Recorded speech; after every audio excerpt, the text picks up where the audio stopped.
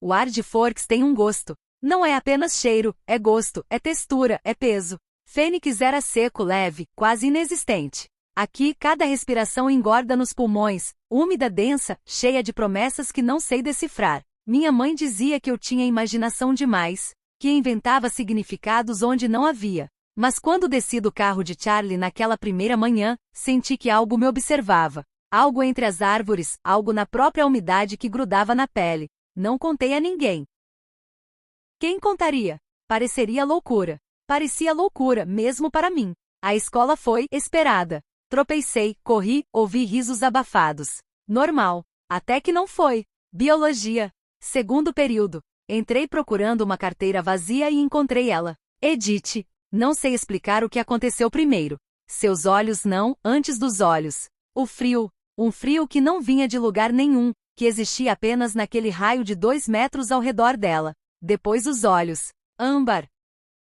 Dourados de um jeito impossível, como se alguém tivesse derretido o pôr do sol e colocado dentro de uma garrafa. E a dor neles. Isso eu vi claro, mesmo sem entender. A dor de quem está sendo esfaqueado por dentro. Ela se levantou. A carteira caiu. E ela foi embora. Eu fiquei parada no meio da sala, com o coração batendo tão forte que tinha certeza de que todos ouviam. Mas ninguém ouviu. Ninguém viu o que eu vi. Para eles foi apenas mais uma estranheza da família Cullen. Para mim foi como se alguém tivesse arrancado uma cortina que eu não sabia que existia. E atrás dela, escuridão. E luz também. As duas coisas juntas, misturadas, indistinguíveis. Não dormi aquela noite. Nem nas seguintes. Pensava nela constantemente, no jeito que seus cabelos ruivos pareciam absorver a luz da sala, pesados, quase vivos. No silêncio absoluto de sua respiração. No fato de que, quando nossos olhos se encontraram, ela não piscou. Não uma vez. Loucura. Eu sabia que era loucura. Mas eu também sabia, sei lá como, no fundo dos ossos, na ponta dos dedos, em lugares que não têm nome, que ela era importante. Que alguma coisa estava acontecendo, tinha acontecido, continuaria acontecendo. E que eu não tinha escolha a não ser seguir. Quando a encontrei no estacionamento naquela quarta-feira, eu já estava esperando. Não sabia que estava, mas estava. E lá estava ela, encostada na caminhote, fingindo não me ver.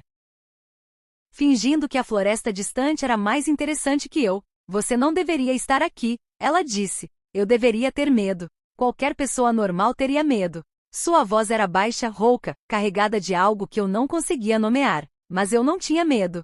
Tinha curiosidade. Uma curiosidade que doía, que me puxava para frente mesmo quando o bom senso gritava para eu recuar. Eu moro aqui agora, respondi, e minha voz saiu mais firme do que eu sentia. Ela virou o rosto, e eu vi de novo. A dor, a fome, e algo novo, algo que parecia quase como esperança. Não, isso era loucura demais. Mas era ali nos cantos daqueles olhos âmbar, na tensão de seus ombros, na maneira como seus dedos se fechavam em punhos incontroláveis. Você não me entende, ela disse. Não sabe o que eu sou. E o que você é? Eu queria que ela me contasse. Queria que ela confiasse em mim, ainda não sabendo por que confiaria. Queria tocá-la. Esse pensamento veio de lugar nenhum, quente e vergonhoso. Queria saber se seu cabelo era tão pesado quanto parecia. Se seus lábios, pálidos demais, eram tão frios quanto seu olhar. Ela deu um passo. O frio entre nós mudou, tornou-se denso, elétrico. Meus cabelos se eriçaram na nuca. Devia recuar. Qualquer pessoa normal recuaria. Perigosa, ela sussurrou. Sou perigosa para você, Isabella Van. Bela, corrigi, automática. E eu não me importo. Era verdade. Não me importava. Podia ver, de alguma forma que não fazia sentido, que ela não me machucaria. Que a ameaça em sua voz era direcionada a si mesma, não a mim. Que ela estava tentando me proteger. De que eu não sabia, mas estava tentando. Você deveria correr e nunca olhar para trás. Por que você não me deixa em paz então? Por que voltou? Silêncio. O silêncio de Edith era diferente. Não era ausência de som. Era a presença de algo mudo, algo que gritava sem voz. Ela não tinha resposta. Ou tinha, mas não podia falar. E eu, insana, impossível, senti pena. Senti algo mais forte que pena, algo que crescia no peito, quente, doloroso, familiar. Não posso. Ela admitiu finalmente. Tentei. Durante dias tentei. Mas você. Ela parou. Fechou os olhos como se eu fosse uma dor física. E eu quis tocá-la. Quis confortá-la. Quis que ela abrisse os olhos e me visse de novo, mesmo que a visão a machucasse. Você é como o sol, Bela, ela disse, e sua voz quebrou no meu nome. E eu sou a lua. Vazia, morta, refletindo uma luz que não me pertence. Eu não entendi. Não totalmente. Mas entendi a solidão. Entendi o vazio. Porque eu também tinha o buraco que a partida da minha mãe deixou, a sensação de ser sempre a que fica, a que é deixada para trás. E naquele momento, naquela chuva fina de Forks, eu não pensei, soube que podíamos preencher os vazios um do outro. Dei um passo. Ela recuou, pressionando as costas contra a caminhote, e eu vi medo em seus olhos. Medo de si mesma. E isso me quebrou.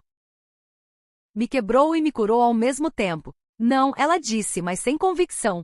Você não vai me machucar, afirmei. Não era pergunta. Era certeza absoluta e lógica inescapável. Como sabe? Porque se fosse já teria feito. Ela riu. Sem humor, amargo, mas riu. E eu sorri. Porque era verdade. Porque ela era perigosa, sim, podia sentir emanando dela como um perfume escuro. Mas não para mim. Nunca para mim. Eu tenho 17 anos.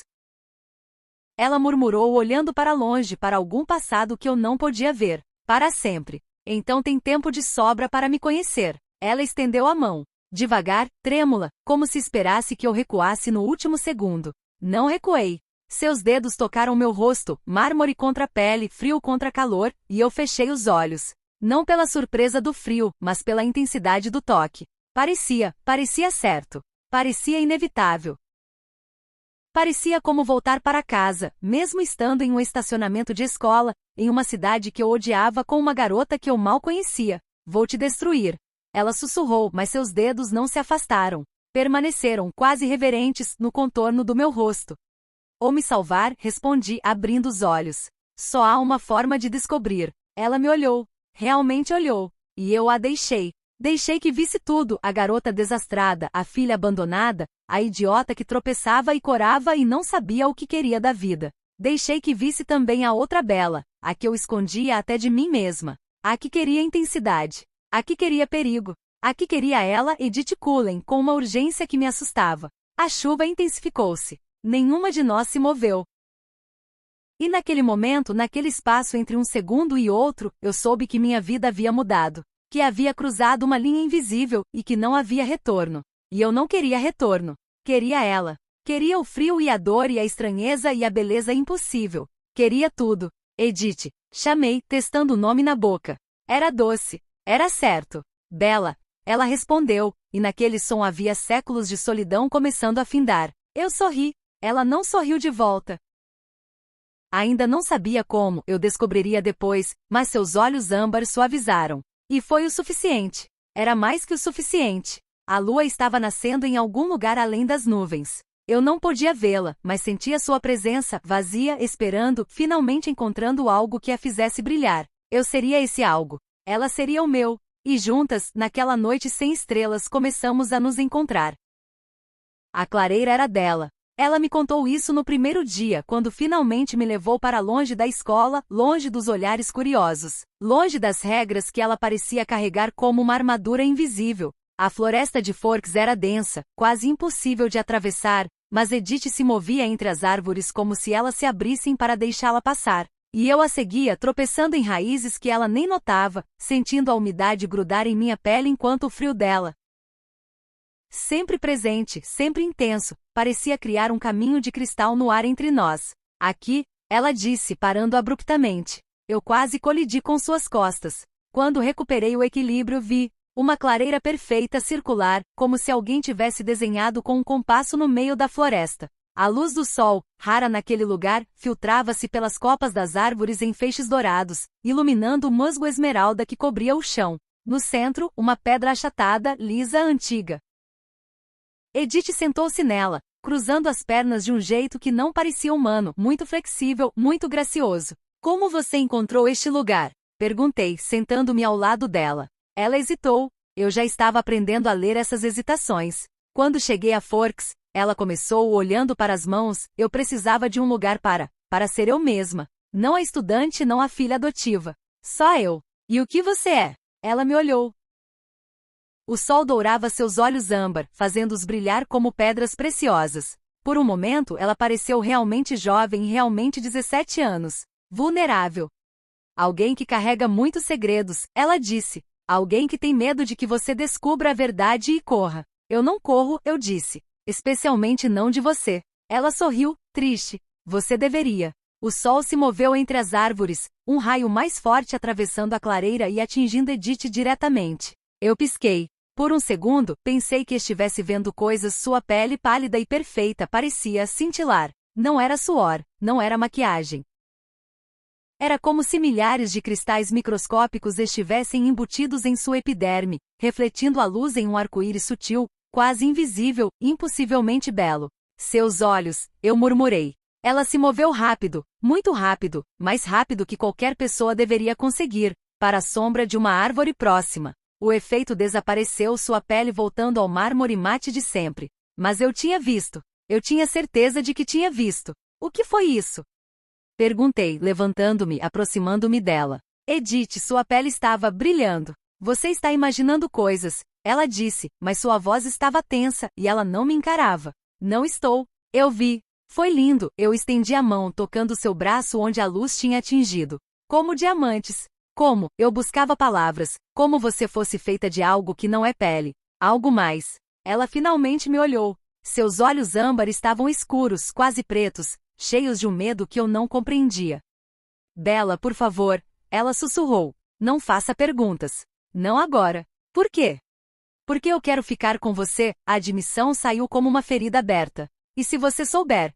Se você realmente souber, não vai mais querer ficar. Eu ri, incredulidade misturada com frustração. Você acha que algum segredo, por mais estranho que seja, vai me afastar? Edith, eu tropeço em meus próprios pés. Minha vida é um desastre. Você é a única coisa em Forks que faz sentido. Nada que você me contar vai mudar isso. Ela me estudou, procurando mentir em meu rosto. Não encontrou.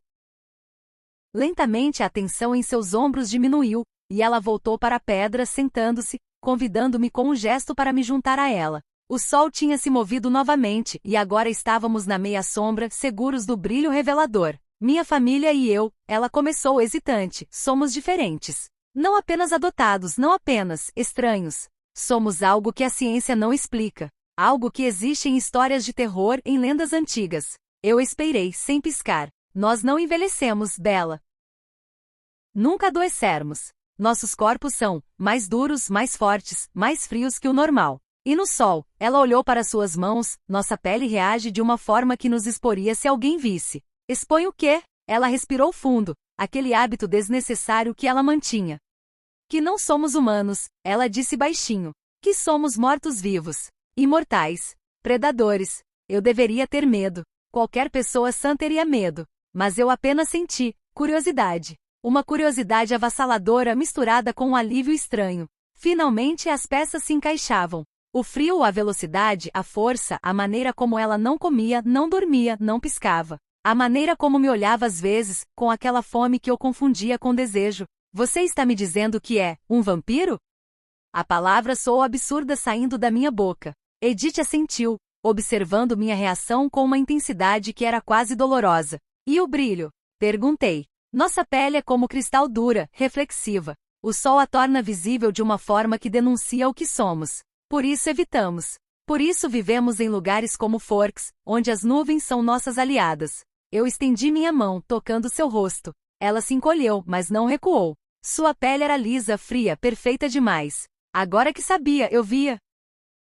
Realmente via. A ausência de poros, de imperfeições, de qualquer sinal de vida orgânica. E mesmo assim, mesmo sabendo, eu não queria parar de tocá-la. 19:18. Ela disse, e sua voz estava quebrada. Foi quando fui transformada. Durante a gripe espanhola em Chicago. Eu estava morrendo, Bella. Meus pais, meus irmãos, todos tinham ido. Eu era a última, deitada em um hospital lotado, ouvindo os outros morrerem ao meu redor. E então Carlisle apareceu. Ele me ofereceu uma escolha.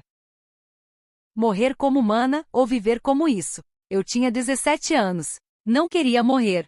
Suas palavras eram um sussurro, um segredo arrancado de lugares profundos. Eu podia ver a dor nela, a dor de lembrar, de admitir, de se expor. Você se arrepende? Perguntei, a mesma pergunta de antes, agora com peso novo. Todos os dias, ela admitiu. E nunca. Perdi minha humanidade, minha família, minha chance de crescer. Mas ganhei uma nova família. Ganhei séculos de existência. E agora? Ela hesitou, seus olhos encontrando os meus, agora ganhei você. E isso me assusta mais que tudo, Bella. Porque eu não posso te dar o que você merece. Não posso envelhecer com você. Não posso te oferecer um coração que bata, ou um futuro normal, ou filhos, ou... Eu a interrompi. Não com palavras, com ação. Finalmente, depois de todas as semanas de hesitação, de espera, de sonhos acordados, eu a beijei. Seus lábios eram frios. Mais frios que qualquer coisa que eu já tocará. Mas eram macios, e respondiam ao meu toque com uma necessidade que me tirou o fôlego. Ela gemeu, um som baixo, surpreso, quase humano, e suas mãos finalmente me encontraram, segurando meu rosto com uma ternura que contrastava com a força que eu sabia que ela possuía.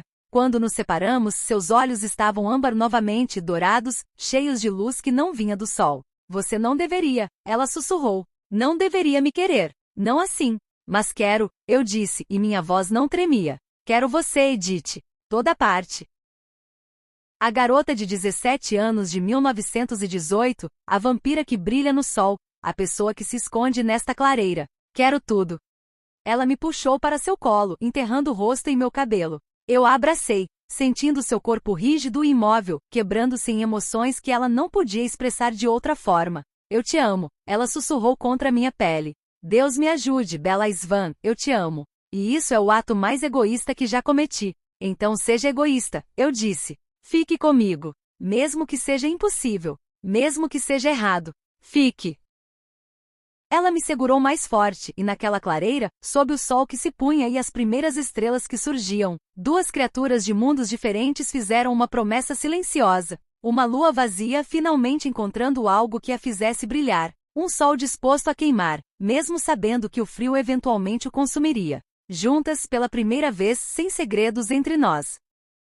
Nossos olhos se encontraram. E naquele olhar âmbar encontrando castanho, e então Leoa se apaixonou pelo cordeiro, murmurou ela. Virei a cara, escondendo os olhos enquanto me arrepiava com a palavra. Que cordeiro imbecil, suspirei. Que Leoa masoquista e doentio. Ela puxou minha mão, trazendo-me para mais perto da sombra. Me beijou com intensidade.